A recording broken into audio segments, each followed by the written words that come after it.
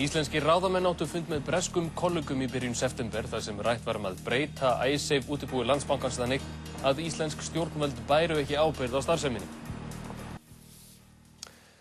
Viðskiptaráðherra kannast ekki við að hafa sagt Alistair Darling, fjármálaráðherra Bretlands, að ekki þyrfti að óttast stöðu Landsbankans í Lundúnum á fundi þeirra í byrjun september.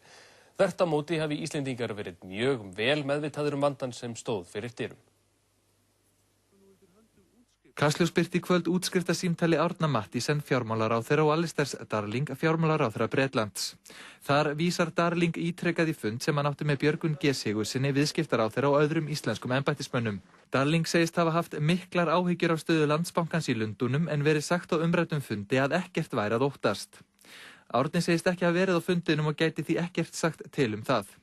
Darling segist vita það en bætir við að breska sendinefndin hafi efast það sem þeim var sagt og það hafi nú komið á daginn að þeir hafi haft rétt fyrir sér. Svar Árna við því var: já, það má vera. Fréttastofa freistaði þess að ná tali af Björgvin G. Sigurðssyni, viðskiptaráðherra, í kvöld. Jón Þór Sturluson, aðstoðarmaður hans, baðst undan viðtali og sagði að ráðherra þyrfti að fara betur yfir gögn fundarins og að hann myndi tjá sig málið á morgun. Jón sagðist hafa setið umræddan fund og hvorki hann né viðskiptaráðherra könnuðust við lýsingar Darlings. Fundurinn hafi farið fram 2. september í Lundúnum.